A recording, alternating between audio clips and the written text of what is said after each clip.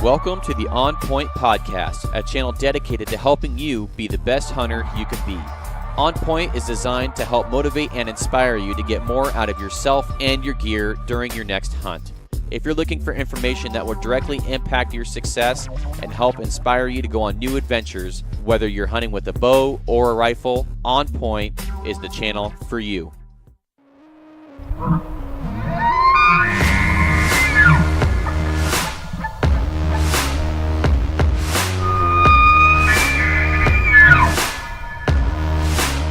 Hey everyone, welcome to this week's episode of the podcast. I get to sit down with Jason Phelps and talk to him about his background as an elk hunter and his background, which is a different area that he hasn't really got to cover as much as an entrepreneur in the outdoor industry. So if you're wanting to learn more about hunting elk and you're also interested in building a brand or building your business in the outdoor industry, or you're wanting to grow or maybe get some ideas, this is going to be a great podcast episode for you.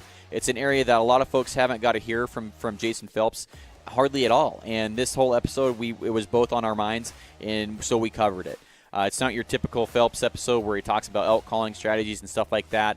It's really a different aspect of it and more personable, and getting to know him way more as well. I really enjoyed this episode personally, so I hope you guys get a lot out of it.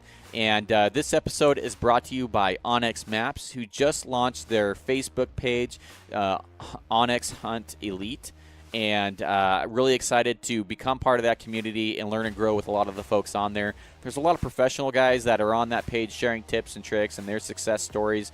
And if you're wanting to learn more about how to use the app, what other guys are doing, that's going to be a great community for you to learn. And I'll be right there alongside you, part of that community as well. So that's all I have for the intro today, guys. Thanks for everybody that has listened to the podcast. Please leave a 5-star review with a comment. Get yourself entered in these giveaways that I'm doing. I will be doing a giveaway at the end of this episode, and I look forward to hearing from you guys then. So enjoy. Sounds cool. Good. So let's go ahead and get this thing going, man. Okay. I'm totally pumped to have you here. Yeah. Actually, I'm here where you're staying, so thanks for having me. No, it's been a good day. So I'm really excited to get to know you better. I want to get into elk calling and stuff, and I do want to get into some other areas that maybe you haven't been able to dive into like you wanted. But tell me about yourself. You're from Washington, and how did Phelps become the Phelps killing machine he is today with the elk? I have to give some credit to my grandpa's, my great grandpa's probably. It's been passed down, and so I can remember growing up as a little tyke. We got to go deer hunting. That was acceptable. We got to jump in the truck, crank up the Alabama. Got to have fiddle in the band, and I got to go hunting with Grandma and Grandpa, or jump in with my dad or my uncles or whoever had a seat available. I was allowed to hunt or go deer hunting. I wasn't actually hunting, but I got to go along. As a 6-year-old, a 5-year-old, and I absolutely loved it. But there was something about this, rite of passage where elk hunting was like off limits. You didn't get to learn about it, and it was almost like this separate thing to me. I got to go do all this deer hunting, but like, what was this elk hunting? Are they in the same spots? What do these guys go out and do where I don't even get to go? So I think growing up, there was always this like allure of what is elk hunting? All I could do is you draw these crazy ideas in your head, as a 4th, 5th, 6th grader, what are they out there doing? But it was literally those guys. My family is a bunch of, diehard loggers. Really? They grew up that way, and so they literally glass clear cuts for the first 15 minutes, and they jump into timber and hunt timber all day, rifle elk hunting, and that's how they were so successful. And so from a very young age, I was very intrigued what goes on, wanted to know what they did, and so as soon as I got of age, rather than screw up their rifle season, they could extend their season by getting me a muzzleloader tag. Oh, okay. So I can remember, I don't know if it was 7th or 8th grade, I got to start elk hunting with a muzzleloader. And that was kind of my entry into elk hunting. Right and on. I can remember being scared to death. All right, we're going to go do this, and we're going to drop you off here. You're going to walk down this drainage for 6 miles, and we'll pick you up at the bridge. And how old were you? I was probably 7th, 8th grade. Really? I mean, junior high, but that was just the way it was. I mean, they you drop somebody off to find your way back. I'm not going to lie. The first couple times I'm like, well, I can shadow this road 30 yards away and hike the whole way down here. And then I realized really quick, like, if you want to be a successful elk hunter, like that's not going to work. Like let's get down and follow tracks and learn.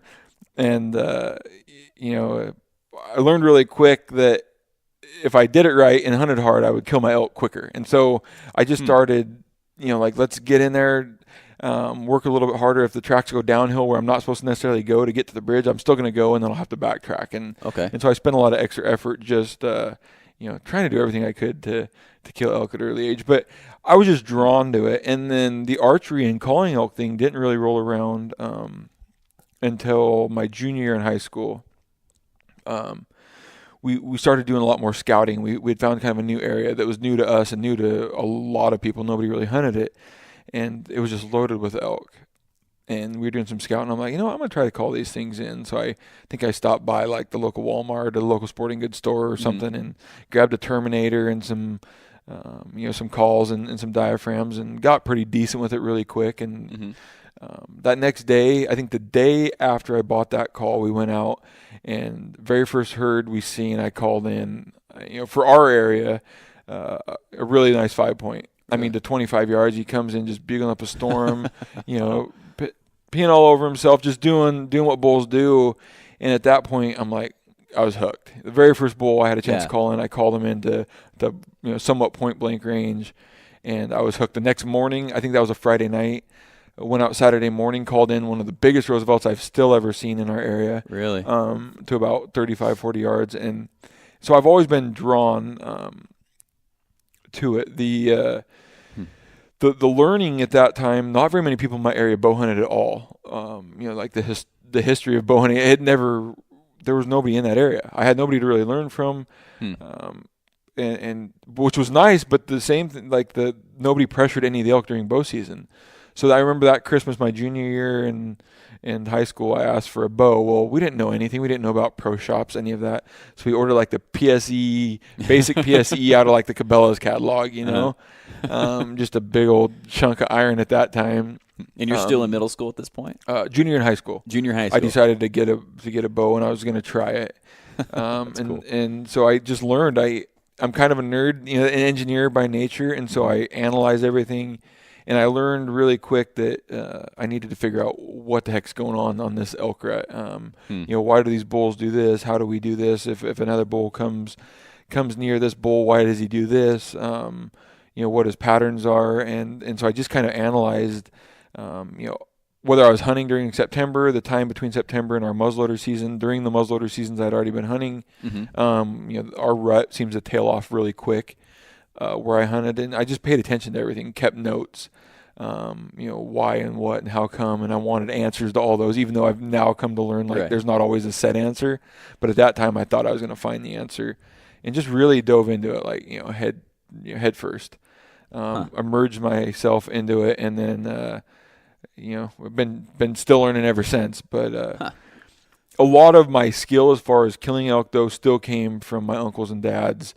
Ability to rifle hunt. I learned to pick sign, the resiliency, some of these things that just, kind of transferred over from rifle elk hunting, just kind of worked right into me being a successful archery hunter. And we're talking rosies. Rosies.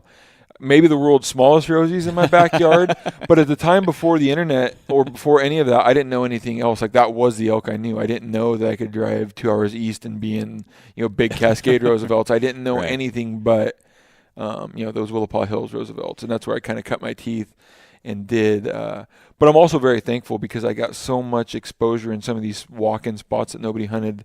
I would lie if I didn't. If I may even be underestimating, I was screwed up on 10 to 12 bulls a year in those first couple of years. I just had so many opportunities, but it also accelerated my learning through that many opportunities. I would joke about it, but I would screw up a bull, ride my bike a mile down the road, and screw up the next bull. And we were in a very target-rich environment to start with. That's pretty cool. And there wasn't much competition, you said, back then? No, nobody. I would never see a bow hunter the entire season. How about now? Now there's a lot. There has been a 180-degree turn. Whether it's season timings or the sport of archery as a whole has grown. I would say it's not quite as competitive as the rifle and the muzzleloader out there, but it's getting very, very close. I think. And the other thing is, and I don't mean this isn't a knock on rifle or muzzleloader hunters. Mm-hmm. There's some still very, very accomplished and good ones out there, but I think there's a natural progression as humans to find what's a little more difficult. And so what I think what happened is our better rifle hunters picked up a muzzleloader, and then they decided that was, not easy, but they were successful at that, and so those hunters have now moved to archery. And so I would say, as a group of skilled group of hunters, our archery group out there in my area is fairly loaded. Okay. As far as your skilled guys go, or you're more competitive, or your accomplished hunters are in that group, which is kind of throws a wrench in everything, because that group is doing whatever it takes all the time to notch tags, where it seems like some of those other groups maybe aren't as much a go-getters. Some of the other groups. That's my own kind of opinion looking on the outside in. I don't even hunt around my own house anymore, where I grew up hunting anymore. Really? Mostly over east now, or? Well, in eastern Washington, you have to put in for east side versus west side. Oh, you do. And so I'm getting to the point where I've got enough points that I want to go for a pretty special hunt at this time. Cool. So I just don't hunt my home state. If I don't draw, I go out of state, which I'm fortunate enough to do. Yeah. Like, Land of the Free last year. How many states did you hit up with those guys? We were just in Montana on that hunt. Just on Montana on that one. Yeah, in order to, when you're trying to put 50 days in a row, you have to look at the states. Yeah. And Montana had the longest. We were supposed to be right in the middle of September. Mm-hmm. They got their tags in Wyoming. We got pushed to that first week in October, which still should have been good minus the weather issues we had. Yeah. Yeah, and that kind of grew legs with your mustache too. Yeah, So, which is now's your chance to defend that. Yeah, no, my wife. So what happened is for those of you who don't know me, I typically just wear a mustache and goatee combo. Just a shortcut combo. Well, we had went to Idaho 2 weeks before Land of the Free project and absolutely stunk it up. We did call in a decent little 6-point bull. The very first day we were there, my hunting partner Charlie shot it. And we started off really good, but then we spent the next 9 days eating humble pie every day, huge servings of it. And so it was just that was my change up. I'm like, you know what? I'm just going to change the facial hair. That had to be it. But no, I've caught a lot of heck over that.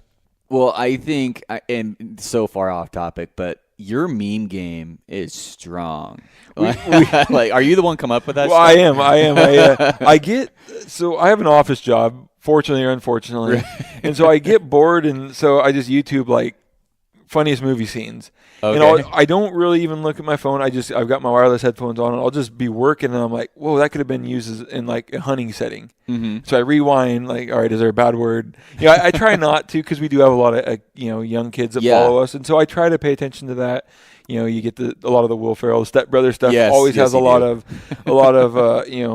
but I'm like, wow, I could have used that, and he doesn't cuss, and so I'll go trim that piece out, and then do it. But it's just kind of my sense of humor. I don't always let it show all the time. I'm a little conservative, but that's really how my brain works in those memes. So we've had a lot of fun with that. I've been like, man, would it be bad if I tried to get in the meme game too? Because it's so fun, like seeing those things, and there's always true, and then you're like, tag a buddy, and then it just goes crazy. Yeah, and anybody that knows my personality or sees my interaction with my hunting buddies or my close friends, we're very, very aggressive in our we pitch a lot of crap to each other. Yeah. But it's all in good fun. Like it strengthens our friendship. And that's why I almost promote that on people doing it to their other friends. Like, tag a buddy that needs these calls without any latex in it. Tag these buddies, and it's just kind of that's kind of how my sense of humor works. Yeah. Well, I think it's good marketing too. Yeah, it is. It's pretty funny. And we've had a lot of fun with that. It's kind of funny. I did probably 10 or 12 of them here recently in the last couple of months, and I've started getting some submissions from some other users. So it's like, here, use this one or this one. So we have used a couple lately that have been sent to us that were pretty good. So you've got the strong meme game, and then for Land of the Free 2.0, are you going to have a stash 2.0? No, I think I'm gonna. It took a lot of heat over that, so I think we're gonna just go back to normal and forget 2017 until the elk hunting turns to the crap, and then anything's on. Yeah. No, I'm extremely excited for 2.0. Me too. We're gonna be on the leg of the hunt where I think all of the born and raised outdoors guys will be on that hunt. plus the cameramen and stuff, and then myself, Nick Schmidt, and Dirk Durham will be kind of the guests on that hunt. So there'll be a lot of guys in the woods there in Colorado, but it should be a blast. I mean, a good group of guys and a lot of fun. Yeah. Speaking of Nick, and you didn't say John. Is he not going to join you guys, John No, Gabriel? so the Land of the Free is tough, because they do have so many people that basically they wanted to do the Phelps game calls portion. So I'll go, and then Nick worked so well with them last year, we just kind of invited that same group back. So me and Nick will go back, and then us partnering with Dirk. Born and Raised actually kind of had the foresight to hook that up. They're like, why don't you and Dirk hunt together? As your guys' calls are taken off together, and kind of pull it all together in the project. So Dirk will join me and Nick, and I believe Steve will have the tag again in Colorado, so we'll have 4 tags on that hunt. Okay. So walk me through Angry Mountain then, because I've been seeing that, and it just I was like, I didn't even know that existed until recently. So we did that on purpose. One of my key things is I don't really care what people do, but I wanted to make sure not to create this thing that exists, one of these boy bands, so to speak, that didn't have any content. Okay. So even though AMP has lived for 2, even 3 years, we've never really had any content, so we didn't really want to promote anything up until that point. But to rewind a little bit, we did Primetime Outdoors way back, and I think us and Born and Raised started the same year. In 2007, we started doing like over-the-shoulder filming. We didn't have necessarily the skill that Born and Raised, or some of the know-how Cody did, but we knew how to run Premiere Pro, and we had we had a couple mini DV cameras that recorded in fairly high quality. So we did Primetime Outdoors for 2 or 3 years with some of my really close hunting buddies. And then they decided, everybody gets married, life goes on, and they're like, we just want to hunt. We're not, as dedicated to this. I'm like, that's fine, that's fair. Well, me and my buddy Tyson were the only ones from Primetime that wanted to keep going. Well, in the meantime, I started hunting with Charlie Smith. The call business was starting to take off, so I started to develop a relationship with John Gabriel a little bit. Okay. And then Tyson still wanted to be involved. And then in the meantime, I had met Nick. Just from social media, kind of started getting more popular.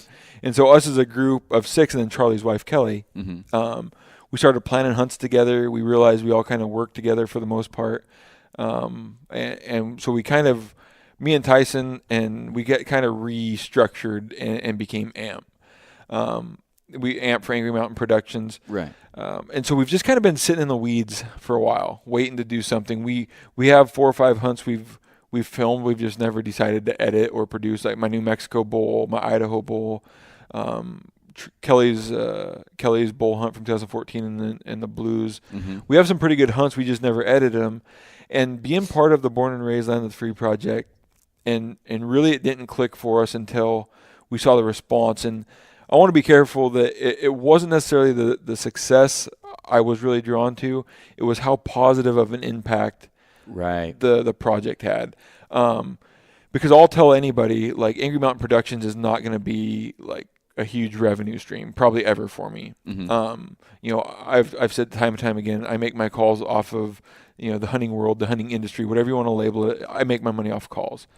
But there was even as just a guest on the week that was maybe the worst week on the Land of the Free project. Yeah. And to be at a sportsman show and have people say, hey man, you're an inspiration, like your hunt sucked, but you were positive every day and you guys got after it and you guys were still joking around and it was a huge thing. Or we sat and watched this hunt with our family, with my kids. I'm like, man, that's something pretty special, especially with all the negative that the industry seems to have, or the ability for somebody to instantly trash somebody. Right. I'm like, man, if you can spread that, your Born and Raised has a huge reach, but if you can somehow either reinforce that through your own project, or maybe reach some people that they haven't, which would probably have to be under a rock, by now it seems like. But if we can reach that or reinforce that, I really wanted to pursue that. The other thing it does for me as a company, as Phelps Game Calls, content is king in this industry. Like, if you're not creating content, you're kind of falling behind, or you're, so it creates Phelps Game Calls another content generator.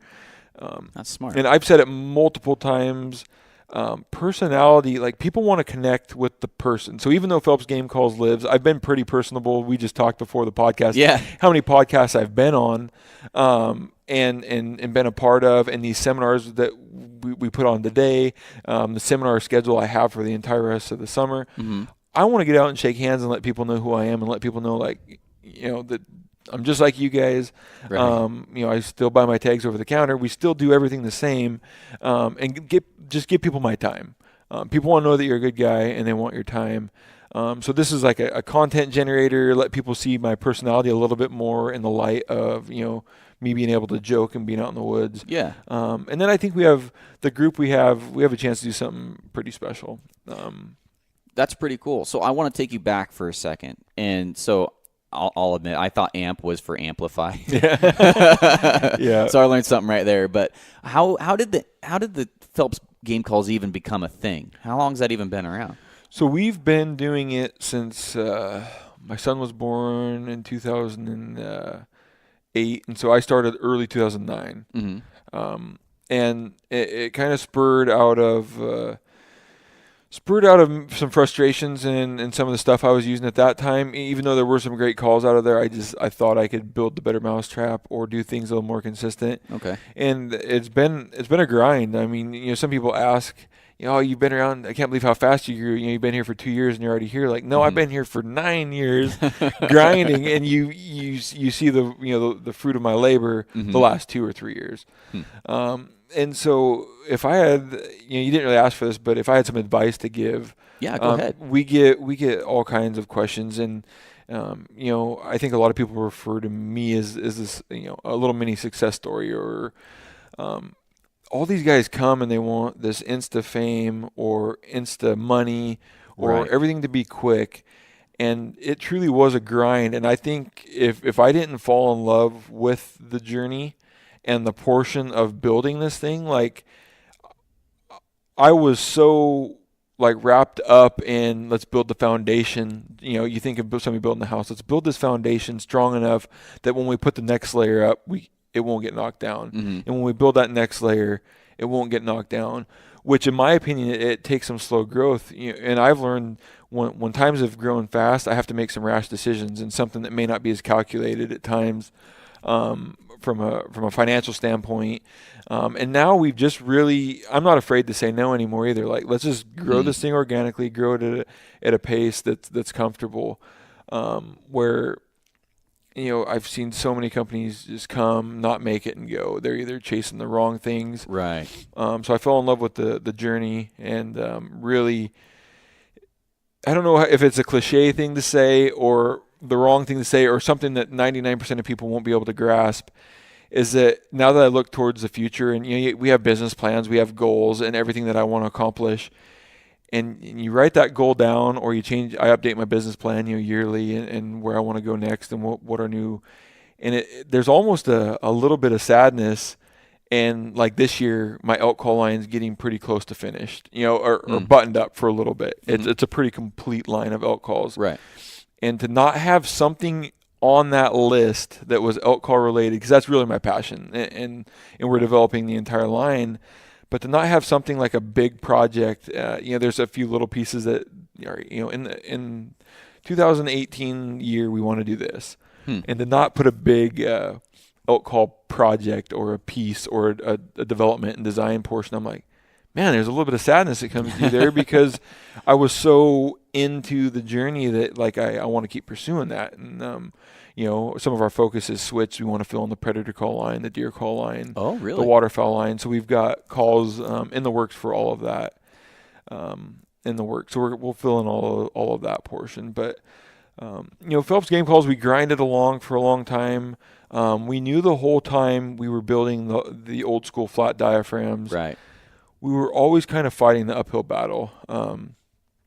We would have to change somebody that was more comfortable using something different and get them back into that call, kind of reteach them. And we all know that's an extremely hard thing to do, is reteach somebody that's comfortable with what they're doing. Right. We did a fairly good job making a name for ourselves with the flats. We were able to convert a lot of people. But then, as we progressed, the amp frame came along, which does stand for amplify. Okay. It stands for amplify, but it also stands for aluminum metal plate. Really? So we put that on top. So it has a couple acronyms come in with the amp there. And now you're switching into Angry Mountain Production. Yeah. So Angry Mountain Production, which is also amp, so we've got amp in a lot of things here at Phelps Game Calls. But, So we came out with that series of diaphragms, and at the same time we released our new Unleash bugle tube. Yeah. That was really, we were doing very well up until that point, but that was kind of a somewhat of a turning point for the company. We grew by 400% all in 1 year, which is a big change for us. A small company that had a couple employees, a couple people helping out, to now, we've got 4 or 5 dedicated diaphragm builders. We've got a couple guys dedicated to putting bugle tubes together. And we're still struggling to keep up. So when I hear guys expand, and usually at a rapid pace, and this could be any company, it don't matter. You always hear like mass production equals lower quality. Yep. Have you guys had any problems with that? Have you guys had to overcome that? There's always going to be production issues with growth. There's no way you either have to push harder on the people that are already building them. Mm-hmm. So you look at that option, like how many more can I get out of this group of builders that I trust, or do I train somebody new? Mm-hmm. And so we ride that balance. So most of our products, aside from the diaphragms, they're pretty easy. We can build bugle tubes fairly quickly. We can build the externals fairly quickly. It's just kind of an assembly portion. The one thing about diaphragms is they have to be hand built, and they have to be built to a somewhat precise spec. Mm-hmm. I want to guarantee that when you buy 10 calls, that 9.9 of them are dialed in. Mm-hmm. So, all right, you look at option A. Can these 3 builders or these 4 builders build faster? Okay. How does that affect quality? So you kind of look at the pros and cons. Like, all right, can I get any more out of them? Yes or no? I would say the people I had building for me are extremely driven for the most part, and so that's so I end up having to train somebody. And we've just added builders over time.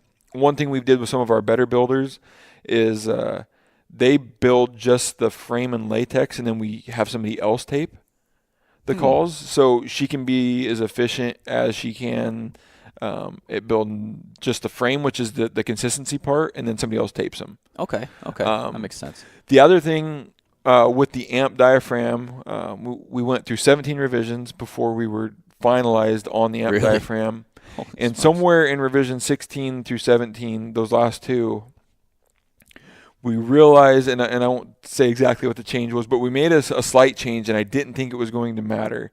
But what we found out is it made our jobs as builders very, very easy. It was actually kind of the light switch got turned on, and really what I set out back in 2009 to accomplish on making these calls as consistent as possible happened with the amp frame. As a builder, I could now... What I like to do is when I design a specific call, whether it's a double, triple, single read, is I will write down on a piece of paper, all right, here's the optimum spec, but in my opinion, I can go this far this way and this far this way on either side and still get a consistent call. And so when I sit back and look at that, I'm like, all right, within this range, we'll have a good call. The tighter that range gets, like, this is a really special call. Like, should I build this call personally, or do I trust a builder to build this one? With the amp, we were absolutely blown away that we could miss a stretch by, 20 thousandths either way, and the call would still play very, very similar to the optimum spec.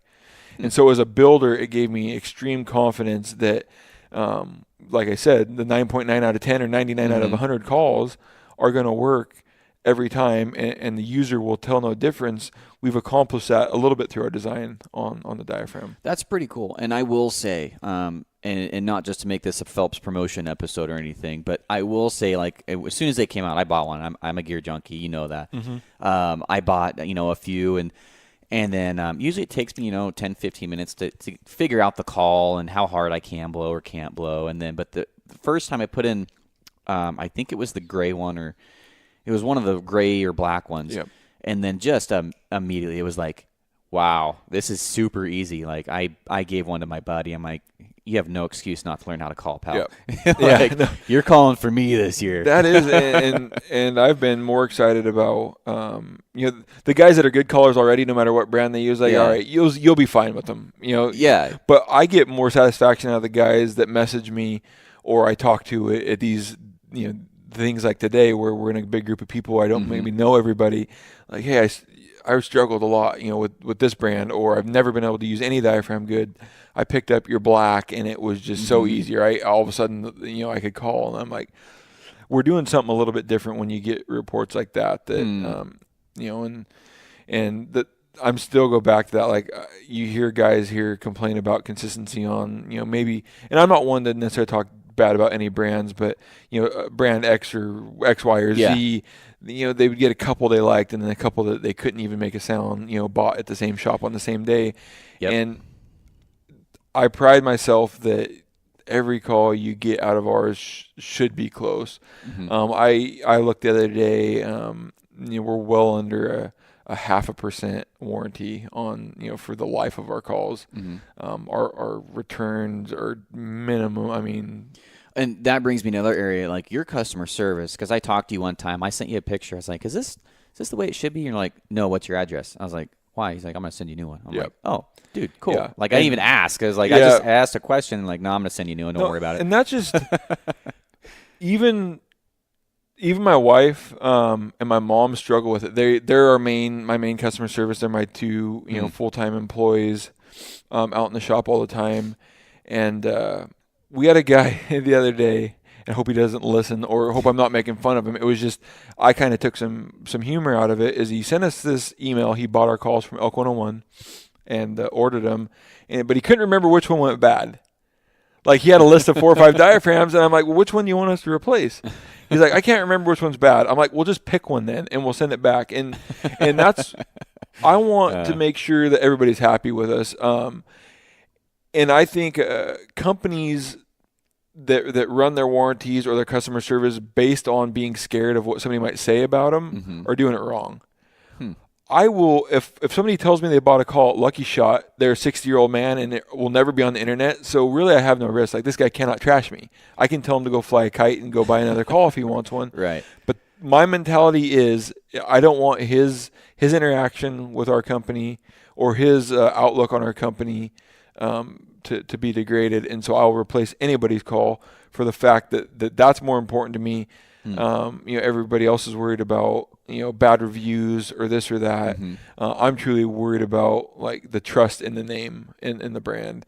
And, everybody told me you made a bad mistake putting your name in the company, on the company, if you ever want to sell it. And I'm like, I think I made a great idea by putting my name on the company because now I have a whole crap ton of pride in everything that this company ever produces. Right.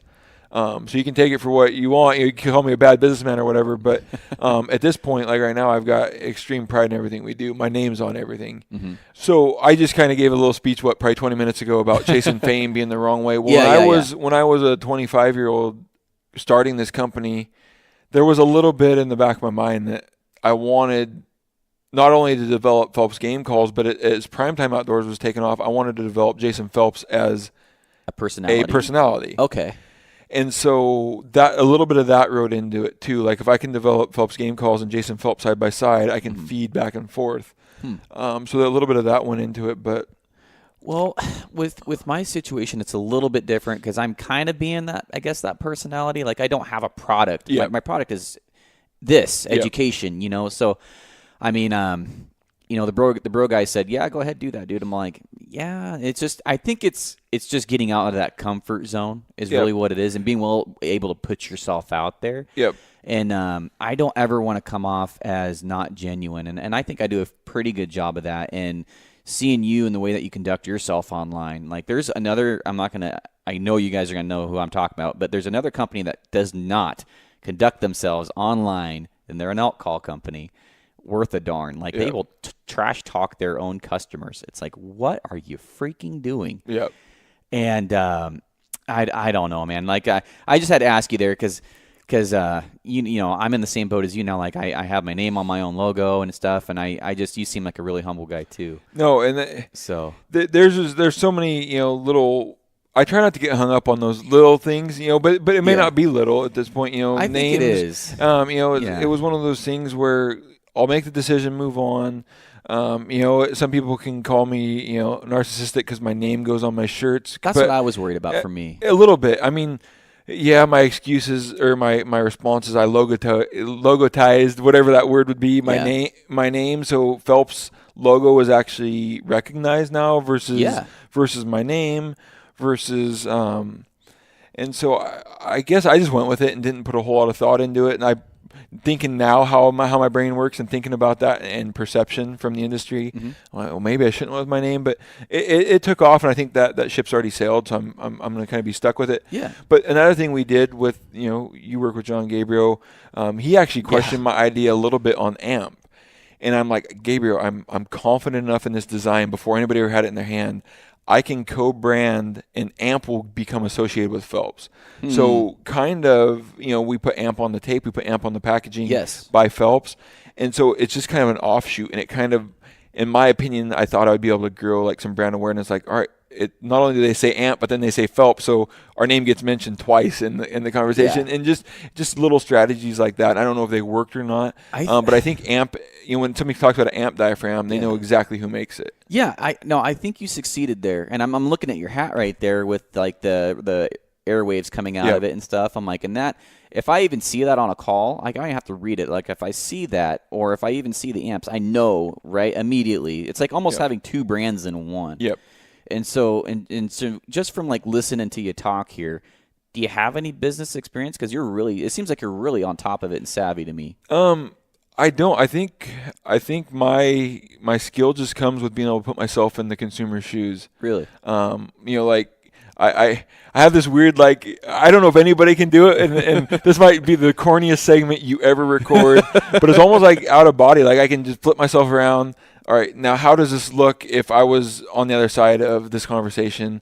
Or what does that look like to me?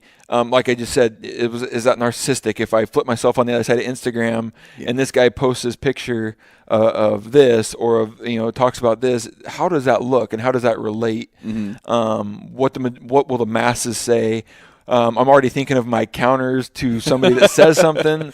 So I've got this all planned out, and to be honest, the business side I've really grown with. I would say I'm pretty good with Google. On business stuff that isn't necessarily taught to a guy that grows up in a logging town of 600. And my mom worked in a bank and my dad logged.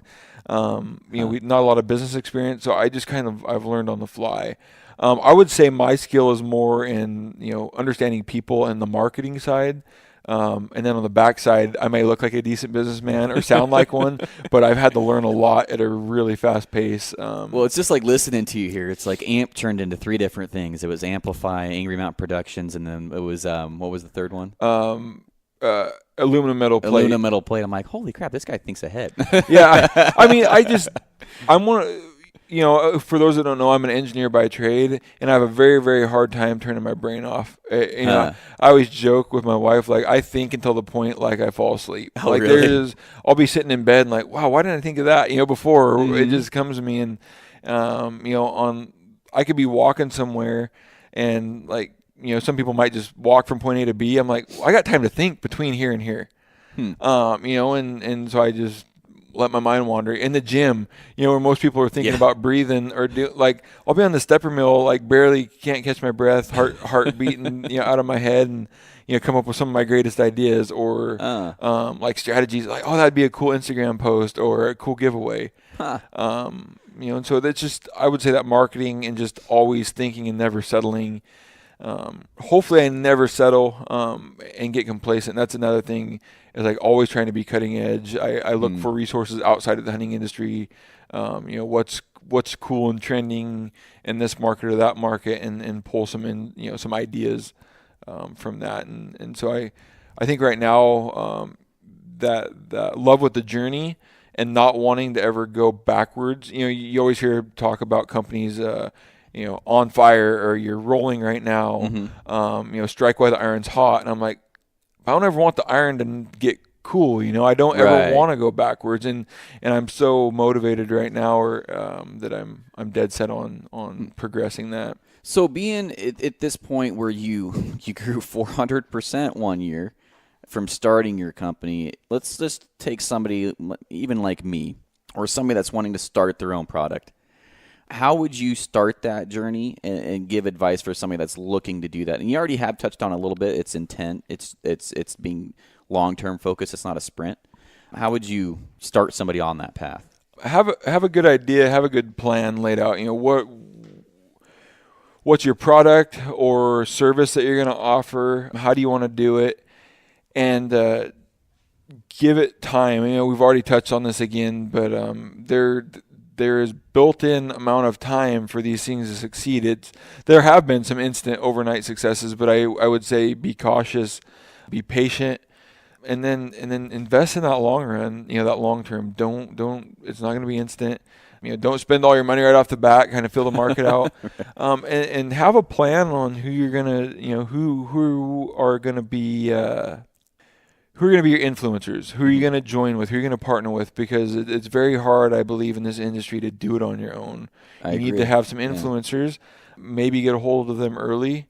Make sure they believe in your product. That was one thing I never did, was bring on influencers that didn't like the product or have full trust in it. Mm-hmm. So I was never asking them to do something they weren't comfortable with. Don't, go promote this call and tell them it's awesome, but yet you turn around and throw a different call company's call in your mouth because you're more comfortable. And when you're saying influencers, those are pro staffers or are those paid influencers? So influencers, they come in all fashions, and early on when the company was small, I had to take them where I could get them as far as free. Okay. I might scan social media or the elk groups and find out who's active, who's positive. I made it a very, very important part of the company, or a point in the company, not to, if people post negative, like it's not going to work. Like I can go find somebody that's very similar, to your status, or how much you post or how much influence you have, but keep a positive light and want to help everybody. So we went and scanned we would get free influencers, and then I was even maybe some personalities that I should have been paying, but I created some relationships that were on good foundations. I was able to help them a little bit with my platforms, kind of you scratch my back, I'll scratch yours. Got some good exposure out of that, and then as things grow, I didn't necessarily promise, but it was with the understanding that if you guys help me get big, eventually I'll start to repay in real money at that point. Start to feed you guys back, for your help. And so we were able to kind of work that system very well in our favor and get some, I say, quote unquote, free advertising from some higher powered influencers. But they can be paid or unpaid. I hate the word pro staff. I like to call them partners, but or influencers for us. We do have some field staff, but you don't get on our page and go to your field staff. They're guys that I like, guys that I trust, guys I want feedback from. We set up a code. I'm like, you guys can call yourselves whatever you want. You don't have an official title. They're just they're my 40 to 50% off guys. They get their own code and just use the calls and help me out on on posts or on forums or wherever you live. And I feel like a lot of guys, that's really what they want. I'm not talking about companies, but like it's private individuals out there. I've had to grow myself, and there was to a point where I was a pro staff just grabber, like, oh, I want to be pro staff for that company and build this laundry list. And I brought it up in a few episodes now. It's like, don't be me. Back then, don't do that. I went through the same exact things, and my perception, my worth was higher than the companies thought, and it created a lot of frustration. The other funny thing is, and then sometimes I wonder is you get these little 40% off codes with these groups or these companies to do it, and I'm like, dang, but by the time you buy more gear than you ever need, I lost money, in that 40% deal. And it's like, or I wanted to buy a piece from them and a piece from them, but you're locked into a company. Don't get me wrong. I chased that same, I went down that same pipeline, and I'm glad I'm not the only one. And chased pro staffs. And then as crazy as it seems, you get to a point where you're like, man, was that all worth it? And it wasn't. I don't know if it was. Now, people can call me a hypocrite because now with the growth, I've got some even better deals, partnerships and stuff with companies. But I feel I've worked my butt off for those, and they weren't easy because I was at that 40% or the here buy 10 and get one free. These crazy pro staff deals that I said cost me a bunch more money. But there is that. How do you start? You want to be associated with these companies. You get kind of caught in that trap, but I think it's just kind of the natural way in. Right. And it's funny that you brought that, because when you said weigh-in, that totally brought up a huge light in my head, is because I reached a point about a year and a half ago, maybe 2 years ago, and, I'm like trying to get in the industry. I emailed you at one time, and I wasn't near big enough for you to do anything. I mean, it's not a personal thing. It just wasn't beneficial for you to do anything with me yet. And I was like, well, maybe I just need to check my intent. And that really goes back to what you're saying is, what's your intent? Like, what's your journey? What are you trying to do here? And then so I kind of just made that shift.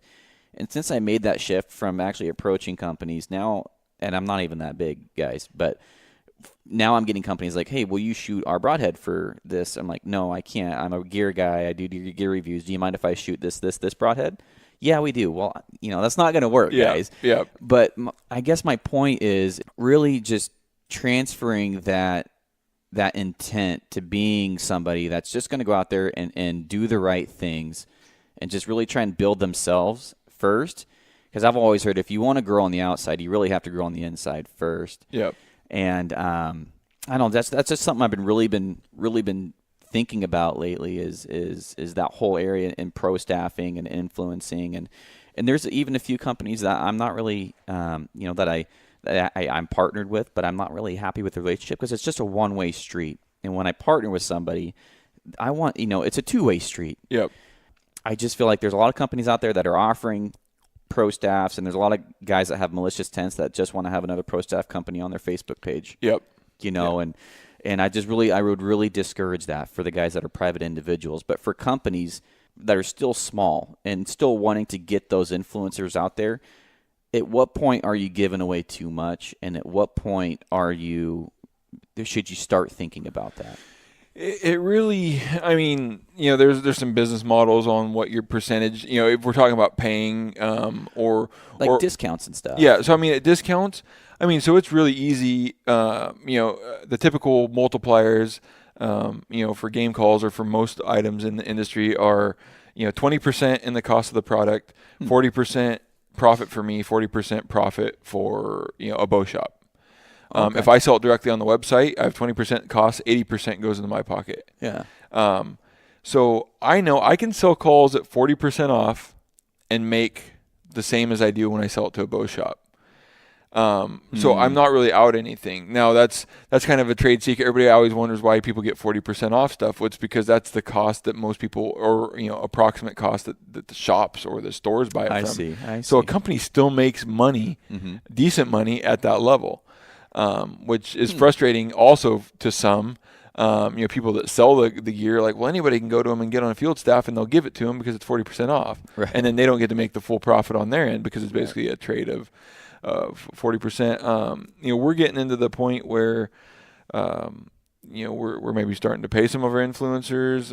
It just,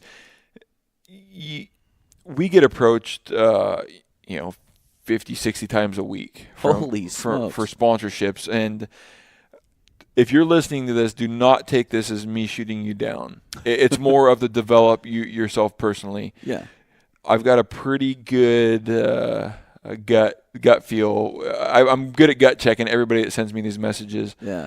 The majority, I'm going to give you the typical response. Me and my buddy want to film our hunts. We just went and bought a camera, and we're going to do this. And then you quickly go search their profile, and they've got a picture of a bluegill and maybe a duck they jump shot off of a pond. Okay. And it's we're laughing, and I do not.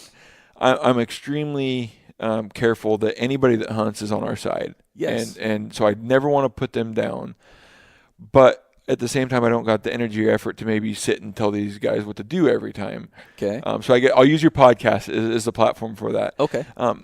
Make sure you've got a good plan, and don't necessarily put the cart before the horse. Like, if you want to use my calls and you want sponsorship from me, do me a favor. Go buy the calls you want to use. Use them. Support me on social media. Send me some videos that I could potentially use.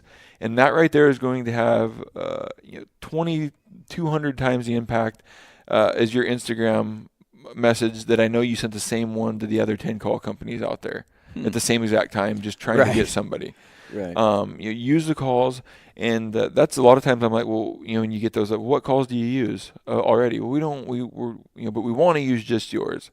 I'm like, well, I want somebody that likes them already to start with. That's the first checkbox we're going to get to. And then, now we want to start making sure you have the ability to put content that I want to use together, checkbox number 2.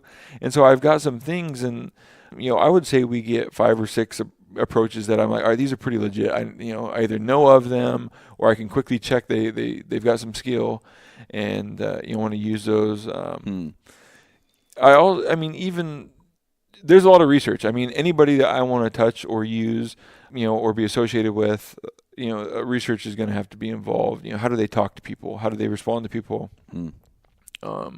You might have more followers than we do, but I can go look at your posts and you've got, 1/10 of the likes you should have and no interaction. There's something fishy. Like you either used a program or you bought likes, or followers. And so it's just tough. It's created my job be a little more difficult, or made my job a little more difficult. But we've stuck with a lot of the same guys we've had. Like there's not a whole lot of growth. We added Born and Raised 2 or 3 years ago. We talked a little bit before. We just, I think we can officially, we've executed the contract. We just signed Ranella for a year. And so, as we grow, we're trying to add, the people I've wanted to add or people I've looked up to in the industry, kind of filling in, bringing those guys, guys like Snyder, guys we've used, guys that have been with me from the very beginning. We definitely want to take care of those guys too, because they definitely helped get us to where we're at. Well, here's a question: how many of those guys actually come to you with a business plan? And I when I send somebody something that I want to work with now professionally, like on a professional level, not just an email, but I send them what I call a business exposure report. And that is my report of what my influence is on every platform, what you're going to get, what I've proven I've gotten over the last year, what my trends are, literally down to the percentage. Like everything is as professional as I can get it. I can tell you how many, like right now I'm telling folks, like from here to the end of the year, I'll get an extra probably 200,000 views on YouTube next year. And so I know what I'm doing. How many guys come at you like that? So I'd say there's different levels. You have the bluegill holder, is like the bottom level, which sometimes I won't respond to. I try to respond to everybody at least in a professional manner. Say, hey, we're booked up for this year. I don't think we'd be a good fit quite yet.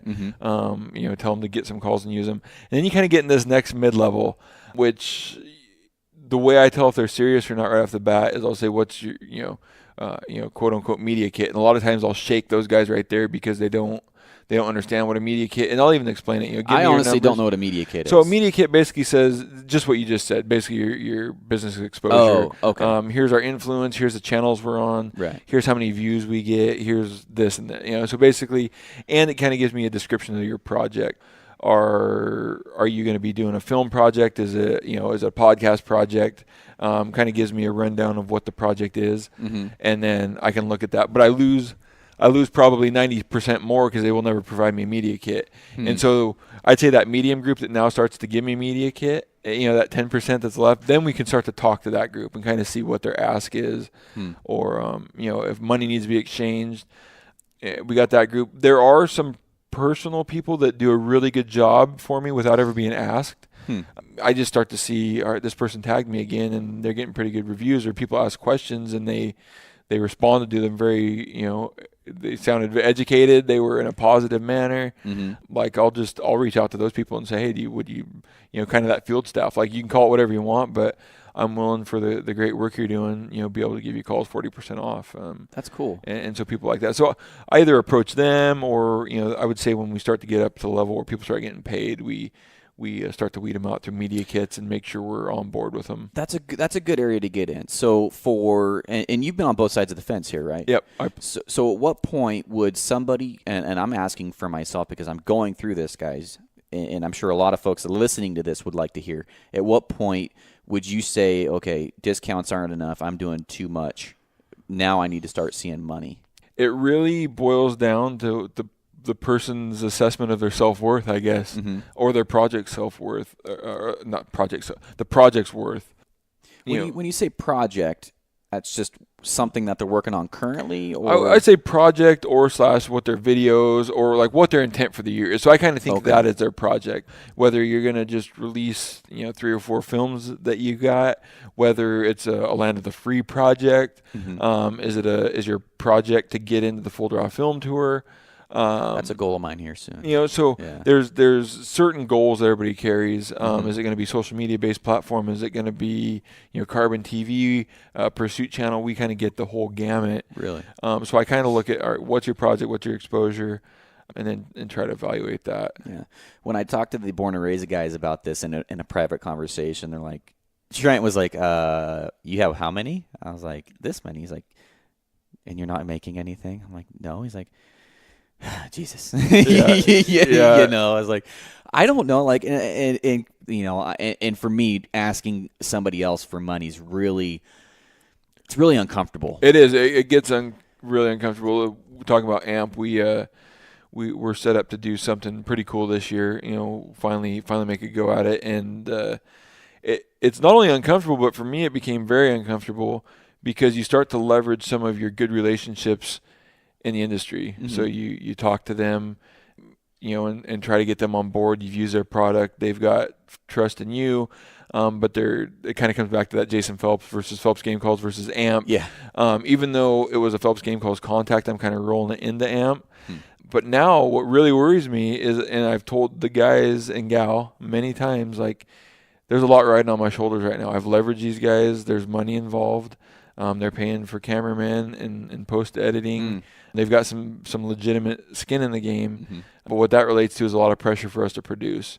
Now, not necessarily produce like killing animals, but we need to make this series and develop our personalities and show them what these adventures are we go on. And that's with the Angry Mountain. Yeah, Angry Mountain. Yeah. So we got a project coming this year, and it's going to be fun, but it does add some little bit of stress to it that we need to come through and deliver what we told these companies we would. Really? So that's another question that brings so if you're making these deals and it's all on developing this content that you haven't developed yet, one thing that holds me up is let's say I want to partner with this company hunting bears, and I want, theoretically speaking, okay, and I want to use bait company's product and I want to get sponsored by them. That's going to put a lot of pressure on me to kill a bear. Yep. What happens if I don't? How does that even work? Like, if I agree to take $300 a month or whatever it is, and I didn't deliver on what I said, are they going to get some of that money back? So the deliverables will never be to kill. I think if any company required that, they don't know what hunting, especially on public land, is. Right. So I don't think you'd ever see that. They may want it, or they may want trail cam pictures. I can see that. So we try to think of the whole picture, and that's kind of like my whole let's pull back and what would this company want. So say if you were using bear bait and you had these giants hitting it at night, or at times, but you just weren't able to kill it, you still are able to promote that company's product through some other avenues, through your social media.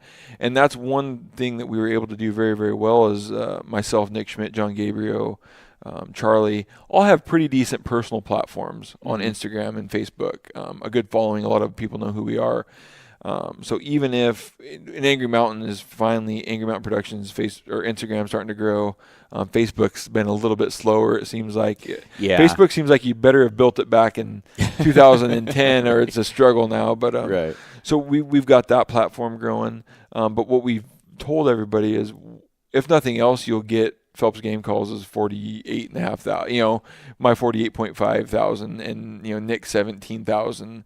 We'll still get it out there to a pretty good number of people on top of it, and we're going to show your product in a positive light. We're going to do, and ours aren't like a tiered setup. Every company wants something different for their marketing or content, and so we were able to provide specific type plans for everybody. I'm glad you said that, because I approached one company, and I'm not going to say who because it doesn't matter, but I approached one company on the podcast, and I'm just flaying myself open on this podcast for everybody to hear. Yeah. I don't care. Doesn't matter to me. But what I'm saying to folks, and you can give me some critique if in your opinion, is that for the companies I want to work with, I'm really pushing the podcast more than the YouTube right now, but I'm leveraging my YouTube to sell my podcast. So basically I'm saying if you can give me something that I can show, like a video, or if you have something that you want me to put in before or in one of my videos on YouTube, I will do that if you partner with the podcast. So you're going to get that for free. Yeah. Is that smart? Yeah, I think definitely leverage your other platform to grow what you want. If it sounds like the podcast is maybe a little more important right now. Right the growth. now, it's my priority. Yeah, so you're using your YouTube to leverage that. That would be a great idea. Really? And you kind of sell it that way. That's exactly what I would do. So one more thing that I've been doing is I've been telling companies, like I will give you the house, the car, the chicken this year. I'm not saying that verbatim. That sounds really corny. But next year, I'm going to start charging for these things that I'm doing. For me personally, I want to be a little bit more bigger. I want to have a little bit more influence, and I want to know that what I'm doing is actually benefiting the companies that I'm working with. And so I did a review of a product this year, and the company got a hold of me. Like, I never talked to this company before, and like, dude, thanks for that video. I'm like, oh, you actually watched the video. Thanks. You know? And then, so I did a follow-up video that they sent me a product, and I did a follow-up video. It was before it was even out. And they noticed a bump in the two products that I reviewed. And so that made me feel really good. I'm like, well, maybe if I do partner with somebody, maybe I do have something to offer. But I'm just curious if giving away everything for this year, is that a smart idea for long term? It is. I think it's that foot in the door type. Here we'll let you in. Maybe see these bumps, see the growth, and then as this grows, and I think companies do that all the time. You do. It's okay. Kind of the same thing we did with the influencers. Like, hey, I'll give you guys all the calls you want. I can't really afford to pay you yet. It's kind of reverse on what you're saying. Yeah. I can't afford to pay you yet, but if this thing grows, you're going to have to take my word for it. But I'm not a guy that's going to leave you high and dry. Like, I'll eventually try to, pay you back. Yeah.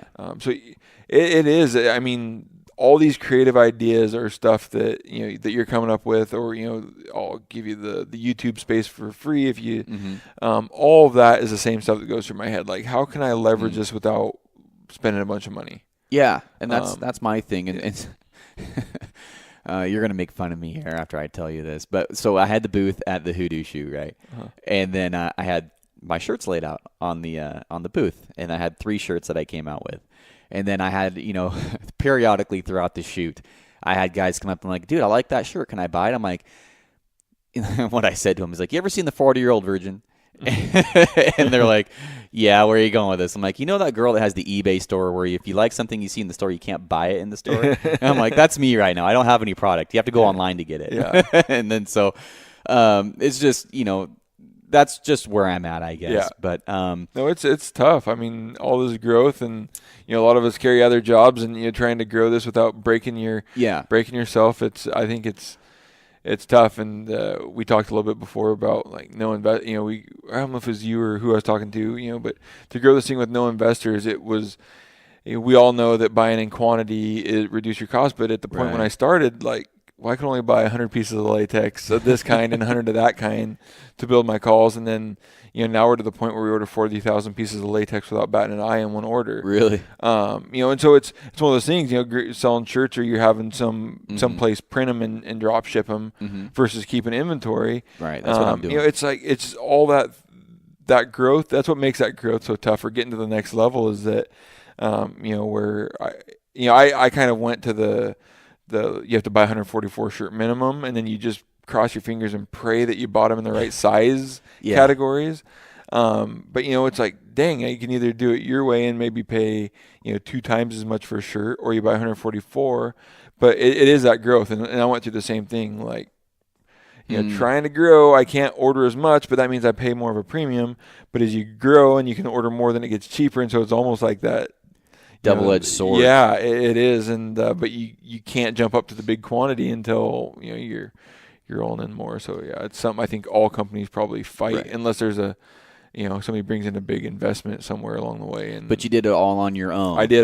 We didn't borrow a dime. That's pretty cool. From the time, wasn't too proud of it, but needed a new pair of hunting boots. You're trying to strategize on saving money, or if you're going to put it on the credit card. Yeah. Versus we went from there to where we're at now, and it's been a fun ride. And like I say, it's financially we have been very blessed, but that's not what it's about for me. Like, at times I don't even know, what anything costs or what we're making on a given month. I'm, that's for my accountant to deal with. I'm just more like I'm head down, like making sure we can keep up with product and. So for most companies, from what I understand, is in the first 5 years they go under because of finances, lack of know-how, or it was just it was way more expensive than what they thought. How would you, after getting out of that area, how would you suggest a company do that where they don't grow too fast, where they don't overstretch, or where if they're wanting to learn how to maybe get into the industry, where would be some places to go? Okay, so I'm gonna pull one out. I don't know if you listen to Gary Vee, Yes. Gary Vaynerchuk. So I'm gonna pull something from him. Is you got 8 or 10 hours at your normal job, and then you've got 6 to 8 hours watching TV or dinking off. Yeah. Use that 6 or 8 hours and invest all of it in yourself. Like, grow it small. Just grind that 6 or 8 hours away.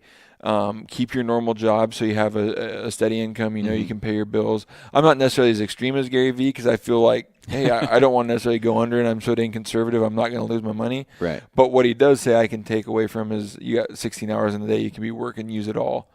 Especially at younger ages, I think we're maybe a little more freedom to do some of that. But because you have a family, a wife, kids, all that stuff. Yeah, I mean, work 6 to 8 hours.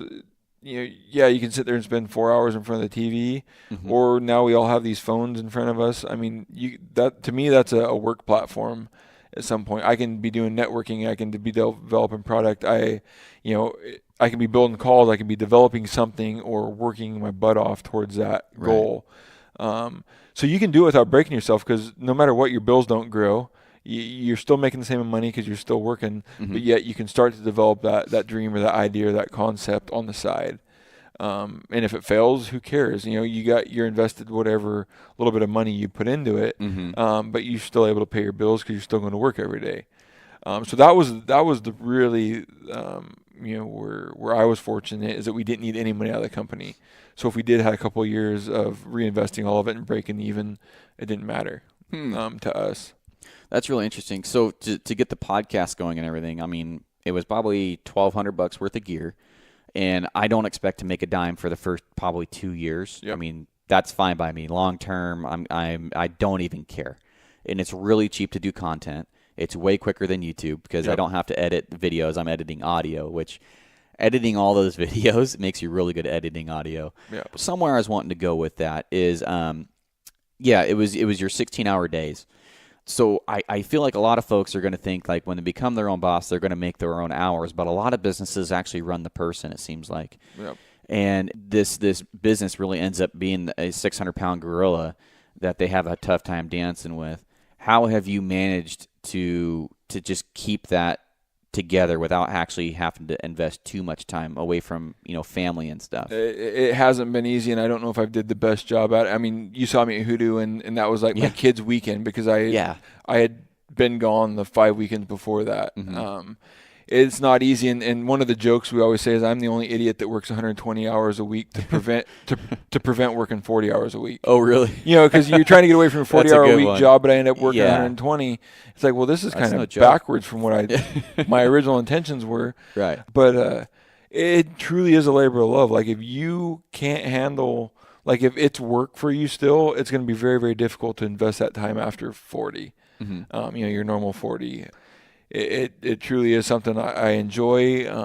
My wife works for the company full time. My kids kind of like playing around with the calls, so we kind of keep them involved. But it's something I'm passionate about. It's not always easy, trying to balance time, or like, we have the conversation like, really, you got to go do another seminar, or really, you got to go to the bow shop and do this. It's easy because I absolutely love it, but I'm not going to lie, it's not necessarily easy on them. Right. I think we can see the long-term success and some of the positives out of it, but it's a grind, and it's not necessarily easy on the family either. Right. But I think my kids enjoy some of the stuff out of it. But it is a delicate balance, and trying to step back and make sure that everything's good on that front is tough too. Right. Kim and I, it's just me and we have 3 dogs.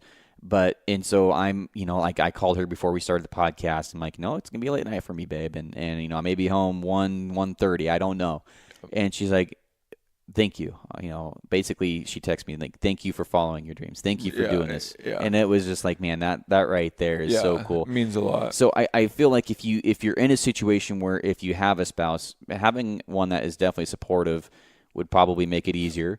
But having that, for the guys that like you, for example, the ones that find themselves having really good success, I always see folks like with your mindset, like I'm not going to use my kids as an excuse. I'm going to use them as the reason I'm going to do this for them.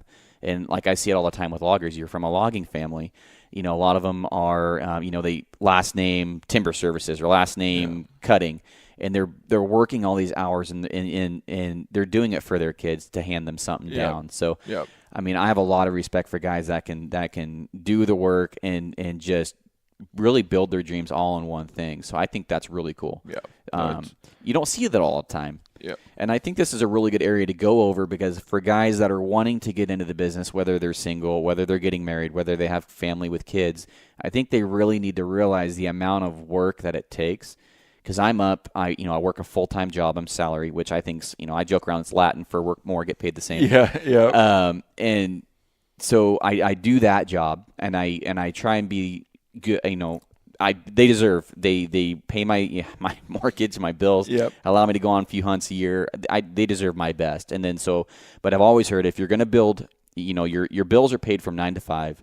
And then you pay your dreams from 5 to midnight.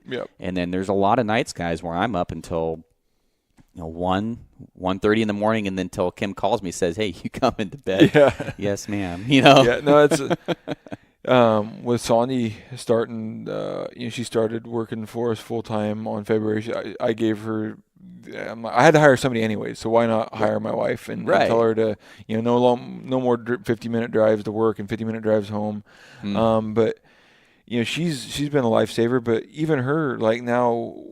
At the rate we're growing and new dealers coming on, it's not uncommon for her to sit and package calls until 11 or midnight as well. Really? So it's kind of become this a lot of our time gets donated, to this, but we're kind of both chasing our dreams together now. And it was nice because I think for that first 5 or 6 years, she was involved, but it was more from taking care of the kids and maybe us not sharing the kids' duty as much, to now we're kind of both fully immersed in the company, and hopefully it means a little bit more, to her, and she feels a little more involved this way. And then you're basing it on time. As this thing grows, people start to expect more out of you. And so not only do we have our 120 hours a week, but now I have to try to figure out, well, how do I hunt all of September on a still a salary job? Because it is. And I can remember sitting 5 or 6 years ago looking at Facebook like, how do these guys hunt all year? What's their job? Do they all happen to be firefighters? Because that was like the hunter's dream job, And I'm like, there's no way everybody's a firefighter, But you start to realize these people are sacrificing, or they're sitting down talking to their bosses like, hey, I need to have this time off. What do I need to do to make it happen? But there is a lot of time, whether it's my seminar schedule from 2 months ago on, like I barely have a weekend, or now we're starting to feel like Thursday is up, or 3D shoots at all the shoots, and my calendar is extremely booked. But it's stuff like that, giving people your time, giving them their time, being friendly, paying attention to them is all part of what makes this thing click. So I got to do that side as well.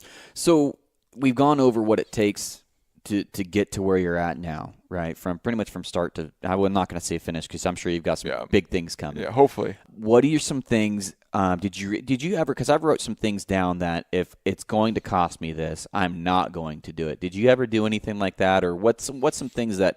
What are you not willing to give up? What were some deal breakers for you? Because for me, it was my wife's my priority. If I can't do all this and then pay for my wife to get home and eventually, do whatever I want to give her options. That I told Trent right from the get-go because he was helping me figure out this is something I should do. He's like, why do you want to do this? I'm like, well, I can tell you what I'm not going to do. Do you have any of those, or did you kind of have some of those things that just kept you between the hedges? I'd always told her matter of fact, I turned 35 today. Today's my 35th birthday. Yeah, I was going to say happy had birthday. told her when I clicked over at about 30, because we were investing so much time and we weren't getting the return that we maybe wanted, but we were still grinding like we were going to make it. And I told her when we're 35, if things aren't in the positive and starting to swing that way pretty quickly, like we'll just be done. Really? So I was willing, but that was a kind of a 10-year plan, and so I gave it what I thought would be plenty of time. I'm never willing to give up full ownership. We've been talked to multiple times about being bought out. I don't know if that's exactly where you're going, but I had I want to maintain control of this at least until I'm done enjoying the ride. Yeah. So we've never did anything like that. Other than that, we don't need the money from the company, so a lot of times we'll reinvest everything. Like into, maybe we shouldn't have developed a new bugle tube at the time we did, but it's like we have money in the company. What that's sitting there? Yeah, that's cool. So I'm glad this is audio because nobody can see the new bugle tube. Oh, I'm not even gonna talk about it. No, you're fine. We can talk about it. They just don't know what it looks like. Oh, okay. But there was times when we were like, well, maybe that's not the good thing to do. We just released a new tube 2 years ago. Maybe we should wait another year. But I'm like, heck with it. We got the business has the money. Let's move. Let's keep the foot down on the gas pedal. But I didn't really have any set will nots, on stuff we wouldn't do. As long as I said, like I said, we've always cash flowed this thing 100% out of our pockets. So I always keep an eye on that and make sure that we don't have enough big expenditures coming up that I'd ever have to borrow money from, So you pay yourself from the company though, right? I have never collected a dime out of Phelps game calls. Really? So that's why I've said I don't need any money now. I won't say that I haven't bought myself hunting gear and stuff that I can use right off, and it does help develop the calls. But until Sandy started working in February, we had never actually pulled any money out of the company. Where now she pulls a salary. But yeah, I've reinvested everything, and we're rolling now to the point where I'll have to start. For tax reasons, I'll have to pull some out, but that's what it's been so nice is that if you had to make a living off of this off the bat, it would have been a very, very different story, I think. Really? So maybe having a situation where you can roll this business on the side and then eventually just kind of nurture it and build it and grow it while you still have your primary income over here would be a great idea. Yeah, and that's why I say, to get started, at least for me, I don't see any other way not to do 8 hours at work, 8 hours grinding, because it does give you that freedom. You don't necessarily, if you can live on your 8 hours and you don't need to create this business because you need more money, it's a lot better scenario than creating it because you need the money. If you don't need it, you can keep rolling that and just let it build itself, nurture it, grow organically. But if you need to start pulling money out of that, I think it kind of hamstrings your business a little bit. That's really interesting, and that makes a lot of sense to me too. So if I know you wanted this to kind of be a little bit more in depth about the business stuff, but I'm a gear guy, and you just pointed out a new bugle on the table. Yep. Can we get into the gear stuff? A little bit. When's the podcast launch? No, one of the biggest requests, and I'll throw Snyder under the bus in his Colorado. Can we say badasses? His Colorado badasses. So the thing is, all these Colorado guys, 14,000, 14ers all over. We got the biggest, steepest mountains. Well, then they're too weak to carry a 13-ounce bugle tube. They're my biggest complainers of. No, I'm just kidding. That's funny. But you get all of these. Hey, we want a smaller tube. That thing's giant. No, it's huge, which it is. It's a big tube. It's a big call, but I just carry it under my arm. And when we developed it, my number one goal when I sit down to develop a product, I come up with a goal list. My number one goal was to create the best sounding tube regardless. And so I'm like, 13 ounces isn't that far out of the norm. So you end up with a 13-ounce tube that's a little bit bigger than what else is out there. But in my opinion, sound quality and some of the stuff that tube provides is second to none. I agree with that. I was using 2 years ago, prior to that tube being out, I was using the bugling bowl, smaller than that one. Yeah, the bully bowl. Yeah. And when that one came out, I bought it, and then I had 3 bugles I was testing out, and then my wife wanted to kill me.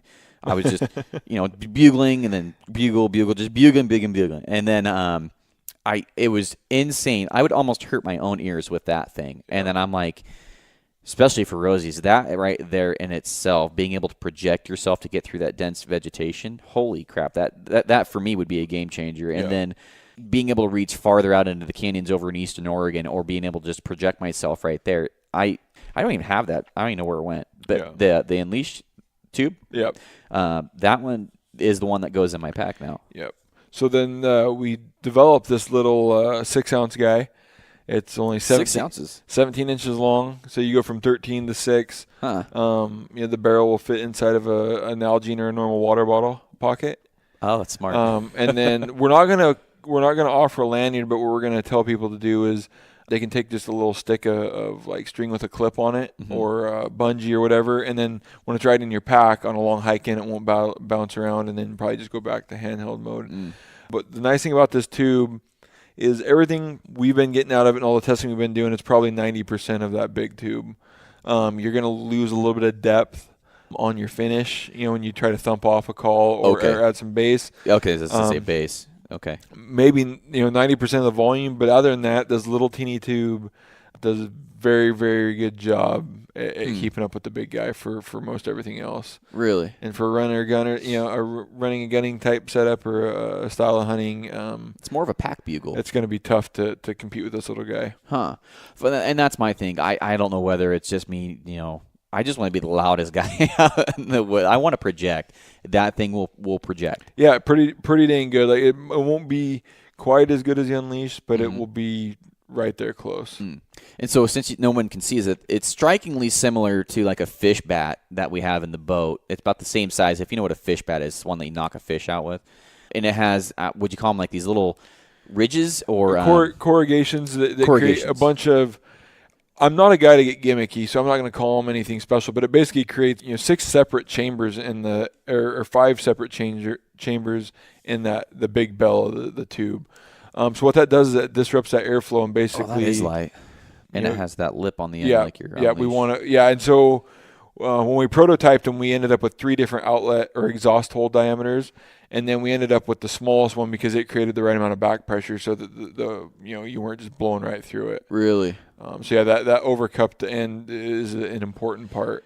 So the back pressure, does that allow you to not use as much breath? Is that not as much air. Helps you to get to that high note and hold it. Really? Versus letting it wave. Yeah. Yeah, so not as much air and then hold high notes better. Extend the life of some diaphragms. A little bit too, so it all kind of adds in. I was going to ask you about that, and we could get into calls. I don't know how long you're wanting to make this thing last, but I went through about a call every 3 days, and I listened to a podcast where I think you were talking about, well, if you're blowing past the reed, I'm like, I never thought I could blow too hard, And so I ended up falling in love with the blue bro reed, and then I blow through 2 of those in 5 days.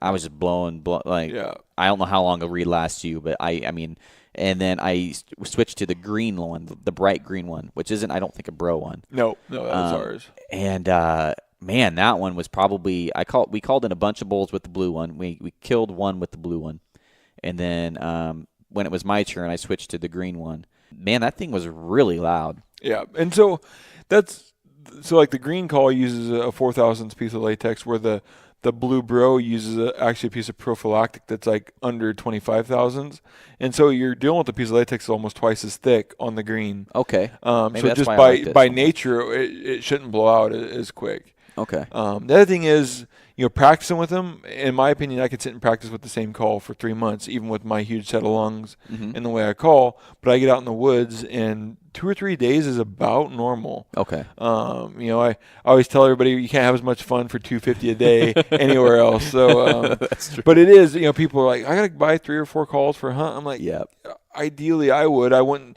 I mean, it's a very, very minimal portion of the cost of your hunt, in the grand scheme of it. Right. So get 3 or 4 calls, but I'm in a different position where I just throw a baggie of calls in my bag and I'm good. But if I was somebody that had to buy my calls to go on a hunt, I would try to have a call for probably every 2 days.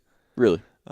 Just just because, we have so much other stuff invested in that hunt that, all right, $40 and I can get through a 10-day hunt. Right. So when I'm switching out calls, that's when I'm trying way too hard to hit those same notes I was hitting when it was new. Yep. You start getting those little ridges in the latex. Is there any other signs that you need to switch out reeds? No, just basically when you feel that you're not holding the note where it once was, then switch it. But typically when that happens, they make it even easier to use cow call. So if your game is using cow calls, you can still hold on to that. Mm-hmm. The other thing is if you let that call dry out really tight, you might realize I can get 4 or 5 good beagles out of it before it starts before it waters up. I mean, there's little tips and tricks, but yeah, as soon as you feel it start to go, probably switch it over. Tape will sometimes the guys that fiddle with a call all the time in their mouth or try to split the tape in the back. That's me. You can usually get around that. It won't affect it too much, but the tape will eventually go after a while. Well, I think we could go to a whole nother podcast in that, and so I think we're going to have to basically just commit. I'll have to get you back on the show to go over everything else. Because I could do 2 hours on how and what, where, and why with the calls. Yeah. But my goal was to really get to know you better on the outside of the Phelps and stuff. I felt like we did that. I wanted to go over the business aspect of it because that's a big part of this podcast is helping people make that transition. Is there anything that you feel that you can add before or any final thoughts for somebody that's wanting to maybe go this route and try and do what you've done? So don't do what I do. Find something else in the hunting industry besides build calls. But no, I'm just kidding. Yeah, anything but calls. It would be a great idea. Chase your passion in the hunting industry. Don't do podcasts while you're at it, or YouTube videos. I may just be reiterating what we talked about earlier. Do it because you love it. Mm-hmm. Don't do it for any other reason. Is my best advice. And in my opinion, you always hear the sayings, you've never worked a day in your life when you love what you're doing type of a thing, which is easy in the hunting industry for me because I absolutely love hunting. And so it's easy. But then I also step back and look and like, well, everybody else loves to hunt too. Like if we all chased our passion, it's easy. Does it get saturated? And then I'm trying to, what separates us? What do some people just want to hunt and don't care about ever owning a business? So there's in the day and age we're in now, there's so much out there.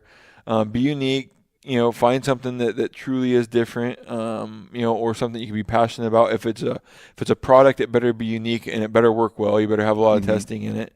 That's like us. Everybody thinks we're just a marketing machine, but I'm like, no, we make a damn good elk call, and we do a good job of marketing it. Like I would never want it the other way. I would never want to be the guy marketing crap. And so build a very good product.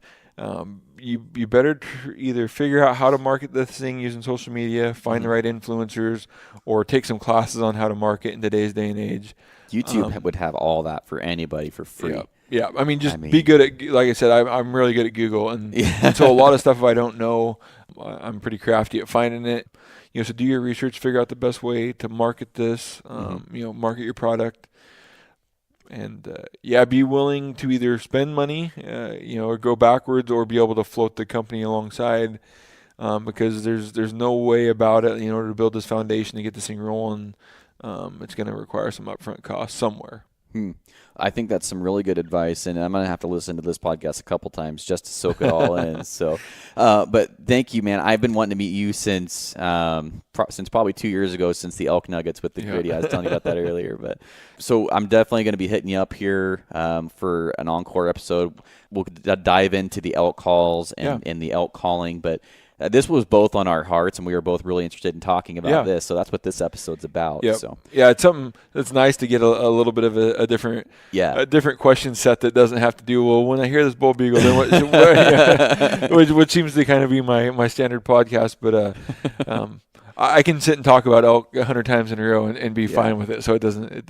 No, well, I think it was thing good. You're talking about. Yeah, I mean, a lot of this stuff, I get these questions, but it's typically in bits and pieces. So it was nice to sit down and kind of, go through some of the stuff that, like I say, I didn't do anything special. It was just, I think I did some things right. And I think to follow that blueprint, and the more people I've got to talk to and understand how they did it, we share a lot of similarities on the passion. You talk to Cody and Trent, They were so passionate they just jumped and left their job to do it full time. And you start to talk to these people, and a lot of it is just that underlying desire and love for what we do. Right, and that they're good. They're good. I mean, and they're probably a really good example of that. I mean, I could talk about them all day. They're a little less conservative than me. I wanted to keep my job and take a shot at it, and those guys are what they did to me. Like, I'd give me an anxiety attack and make me go crazy. So, all right, man. We'll let's wrap this thing up. All right. Then. Yeah. Thanks for having me. Hey, yeah, I appreciate you coming on the show, guys. And as always, I'll see you on the next one. Bye. Well, guys, that's this week's episode of the podcast. Thank you for tuning in to the show. Thank you, Jason Phelps, for sitting down and giving me your time. Gave a lot of great information on how to build your business the right way, how to approach companies, how to work with companies. Definitely stuff that I can use moving forward, and I hope you guys can as well. It's time to give away a gift. So for somebody that left a 5-star review, it was J. Alexander, 1989. His name's Jonathan. And he left a really good comment with a 5-star review on iTunes. And you just won Dark Timber Coffee Company, a 12-ounce bag of their G4 blend. And Tony is a guy that loves to hunt and fish in the industry. He supports the industry, and you can't support just a better guy. If you're looking to support a coffee company where the profits are going to go back into the industry, and then also to a guy that loves to do the same things you do, the Dark Timber Company coffee would be a great guy, and Tony is awesome. You can talk to him if you have any questions. But J. Alexander, 1989, Jonathan, send me an email at GarrettWeaverHunt@gmail.com. You can get a hold of me there or on Instagram. I also have the Go Wild app now, which I'm really enjoying, and you can get a hold of me on there as well. So thank you, everybody, for listening, and I will see you on the next one. Bye.